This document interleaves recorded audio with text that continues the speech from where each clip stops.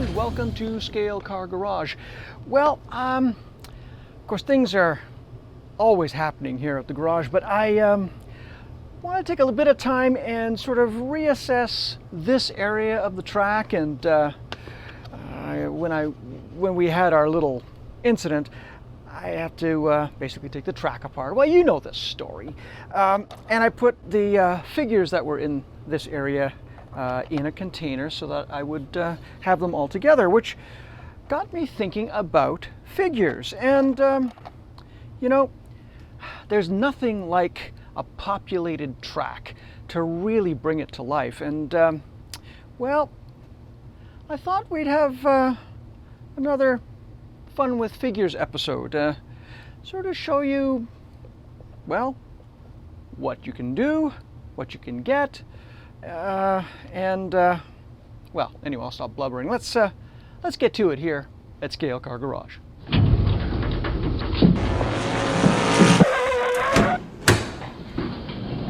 Now, making figures for your track is as addictive as making car bodies and making molds and casting them. But the great thing is that, you know, it really takes a lot of figures to populate a track, to make it look like it's, well, inhabited by people during a race weekend.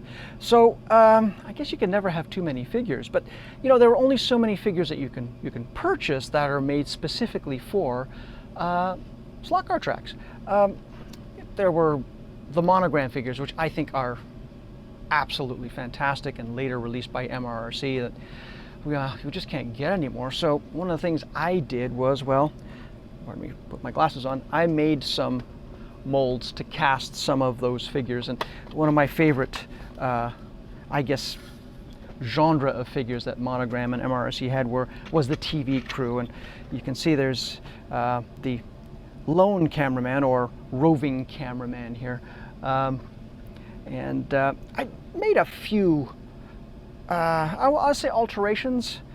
You could argue improvements. For example, on the front lens of the original figure, it had a concave sort of cover to it, which, you know, heck, it was 1966 and these things were coming out of, you know, big steel molds.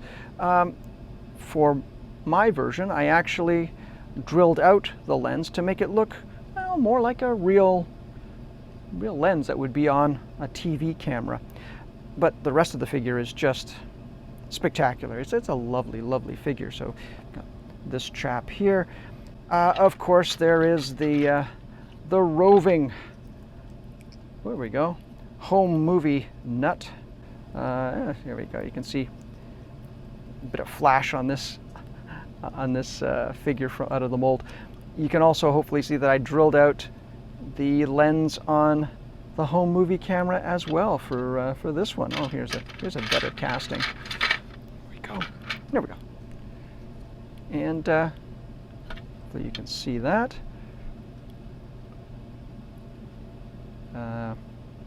It's just a lovely, lovely cat. Those folks, to think that this was all done by hand, were just artisans. They were just really good at what they did. And the other favorite piece of that collection of newsmen and I guess TV crew was the actual television camera that they modeled after a real one, believe it or not. It was an RCA TK14, which was a studio camera. And I guess that's why they had this type of, well, lack of tripod. It's like a single base, which is more of a studio setup rather than an in-field setup. Be that as it may, it's a really good representation of that camera from that era, and it was the leading edge of video technology at the time. Of course, you have the where's this? The figures in here. Oh, here we go. The camera operator, righto, who goes behind, and he's got his little headset on. And one hand on, there's a dial on the side of the camera here, as the real camera had. That operated the focus, and his other arm is holding on to the control lever arm that would move the camera from side to side as he's looking through the viewfinder. I mean, even by today's standards, it's a big camera. So I cast these. I'm sorry, I'm blithering on a little bit, but I cast these for our track, and for anyone else who might want them for their track. But those are small alterations or improvements to already spectacular figures. So that's one source, is to purchase them. Let me just put this down here to get it out of the way. The other source you could pursue, and there are a lot, but something that our daughter and I got really into was sculpting and creating our own pit crew figures, because we really couldn't find a pit crew that was, I guess, more amateur, from the 50s and 60s. They didn't wear overalls or anything. They just showed up and helped out. So we started putting these folks together, and they start off, basically it's carved sprue. She's very good at carving this, and then we made molds and cast them. Some of the heads are from military figures. Some of them she actually carved herself. So the really cool thing that I really like is that they're in sort of action poses. Now, admittedly, they don't stand up. If you just show you, they just fall down. But you can lean them up against things. For example, a wall like so, or a car. But action poses are really, really, I think, make a difference for figures. Like, oh, sorry, there's some flash on this chap. But hopefully you can see the facial expression where he's yelling out something, or there's nothing. The pits are so loud most of the time, especially during a race weekend. So again, trying to depict what you would actually see in the pits, and different poses here. There's a figure that would be looking under a car with a bit of a quizzical look of like, well, I don't see anything. Not my fault. Fill in the blank. But again, fits really, really quite well in that type of scene. And these were ones that we actually, she did most of the sculpting, and then we cast, or made molds of, and then cast, and then we painted them up. I can show you, excuse me, a few of them. Whoopsies. That's the other great thing. They're rather resilient. Really, really resilient, actually. Oh, here we go. Okay, put that one back. Let me show you what some of these look like when they're finished. By the way, I don't know if you recognize what these containers are. My wife got these for me, and they're absolutely brilliant. These, believe it or not, are old Kodak slide holders. Like, remember taking slides? You would take either prints, all right, when you take 35mm photography, you get them either printed or in slides, and that's what these are. They're slide holders, and they're just brilliant for holding figures. These are painted figures, so you saw the chap that was lying down before, and here's what he looks like painted. I think he turned out rather well, but he would be looking underneath a car. Here's another one of our figures that we created with this gentleman who, let me tell you, I've seen many race managers, engineers, mechanics look up into the sky with bewilderment when something goes wrong or right with the car. Anyway, it's really kind of cool. The other really neat aspect of doing figures like this is you can mix and match and create your own. Now let's see if you recognize this figure. Now it's kind of a famous one. If you have a 1956 Carrera Thunderbird, this started out as the driver of that car, and we made a mold and a cast of the original. Then, well, we altered the figure a wee bit, and then found some lower legs and married the altered figure with the legs and her arms, and it's a lovely female figure. And you know, I don't think there are enough female figures for slot car tracks, and you know, there are a lot of females at a race weekend. So I really like making female figures. This is a classic Aurora figure that we made a mold of, and we made a casting of and painted up. I mean, just lovely. Lovely figure. And also, here's one that we totally made up ourselves.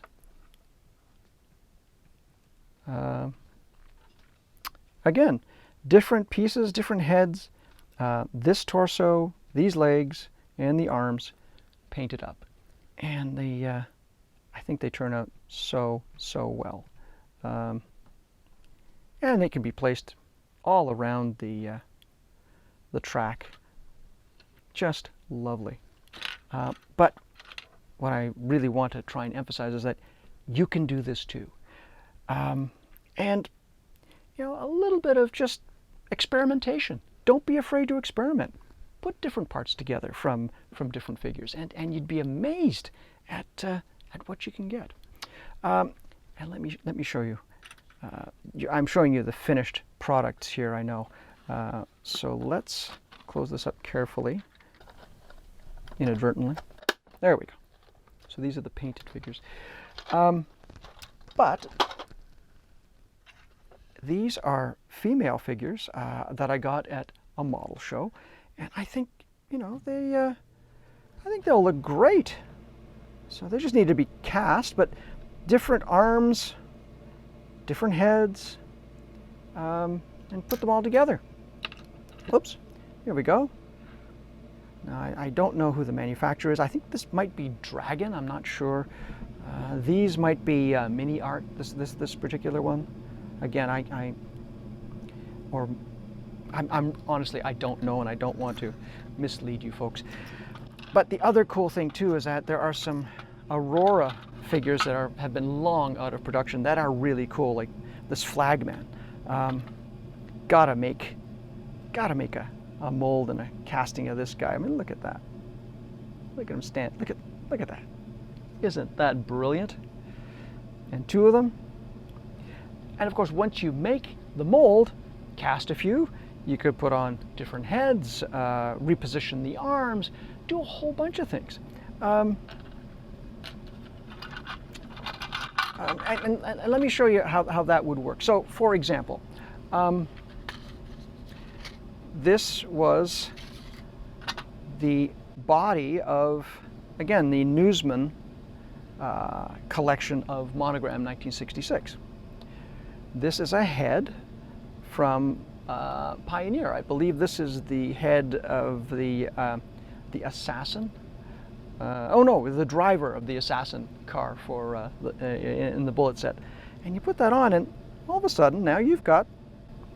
Not only is it a neat figure, no one else will have this on your slot car track. On their slot car, you'd be the only one. So this chap is ready to go, and you know, I just made this because I thought, well, give it a try. Of course, now the temptation is to glue it up and make another mold. It's so addictive. And I did the same thing with, well, Mr. McQueen, because of course Pioneer has this wonderfully sculpted head of Steve McQueen. And this was a Spectator from Monogram. I removed his camera and then added Mr. McQueen's head And there we have,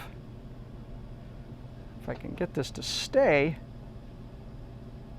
there we go. There we have Steve McQueen in the pits, or being interviewed by a journalist. Anyway, he's part of your track now. It's really kind of cool. And then, of course, the temptation is, well, if I glue this up, make a mold, cast a few. I'll tell you, it's like potato chips or peanuts. You can't just have one. Now, here's what's really, really cool. In these wonderful bags of military figures, I found some really neat parts and then altered them severely. What did I alter them to do? Well, I don't know if you're familiar with these absolutely wonderful 1/32 scale motorcycles. And I know I've seen a lot of your tracks and you've got them around. The one disappointing aspect of having these is that, well, there are no riders on them. So I thought to sculpt. Well, sculpt is generous. I took pieces of existing figures, military figures, and then really cut and, oh, well, let me show you how deep the grind is on this fellow's folks, so that he can fit on the motorcycle seat. That's some major surgery. So, you know, it's almost a unique figure, but look at how it brings that motorcycle to life. And, you know, in the 60s, even the 70s, certainly in the 50s, not everybody wore a helmet when they rode their motorcycle. And I think that's just absolutely brilliant. I think it turned out so well. So, thankfully I had the foresight to, well, make molds of all of the aspects, the rider's head, arms, upper torso, and legs, and it really brings the motorcycle to life. Now I just have to, you know, paint the darn thing, but it just hopefully shows you that there are no limits as to what you can do. And if you don't feel like using military heads or sculpting heads, you know, I want to bring your attention to immense miniatures. And Mark Tyler and his wife make the most amazing sculpted heads. And as you can see, I've bought more than a few of them. And the really cool thing is, and let me just see if, oh, I do have them here. All right. The really cool thing is, and I believe I showed this in a previous video, but I'm going to show it again because it's so cool. And again, these are figures that are, oops, in various states of, oh, I think they were alive trying to get out. In various states of paint. They are incredible. I can show you the originals, but let me show you the end product here of Dan Gurney, right here. Get him to stand. And Graham Hill, as if they would be having a conversation. Now, what would be really neat is, of course, having Steve McQueen join them. Which, whoopsies, come back, Mr. McQueen. Let me just see if I can get him to stay here. Which, you know, would not be beyond the realm of possibility. If this was, there we go. Now, that's a really cool little vignette that would be just wonderful to see on a track, wouldn't it? Yeah. And again, all in the realm of accessibility because of these wonderful heads from Mark Tyler. They come in these wonderful bags. They're so well packaged. Let me see if I've got one out. I have a lot of these. And thank you, Mark, for you and your wife do such amazing work. Oh, here we go. Okay. So as you can see here, if I got, oh, here's, look who I've got here. I have, let's see if I can open this up. I don't know. I really have to look and see what those are. But right here is, open it up. Well, look whose head that is. Graham Hill. And there is what you get when you take your time and paint that head. Isn't that brilliant? Immense Miniatures, please, folks. And you don't just get one. I mean, you get Mr. Hill without a helmet, with a helmet and no goggles, and a helmet with goggles. It's just, they're brilliant. They're absolutely lovely. And I would recommend that you get some for yourself. There's Fangio here, Jack Brabham, Jim Clark. Oh my gosh. Anyway, I could go on and on and on, but I won't. I will leave a link to Immense Miniatures website where you should, by all means, order from them. They're absolutely lovely and brilliant, and I can't say enough about them. So, what also happens as you're casting these things is not all of them turn out to be perfect. So, what I try to do is, well, not throw any of them away. And let me show you what kind of things happen. You see, this is sort of how we arranged this chap.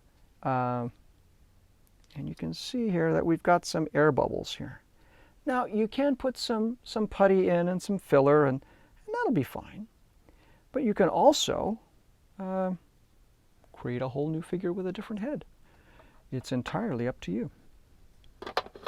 Let me show you another figure that didn't turn. Oh, here we go. So this is one of our sculpting and casts, and you can see he's got a little air bubble in the arm, and that happens sometimes, unfortunately. But a little bit of filler, and I think we could probably use this chap, or perhaps use parts of him to create another figure.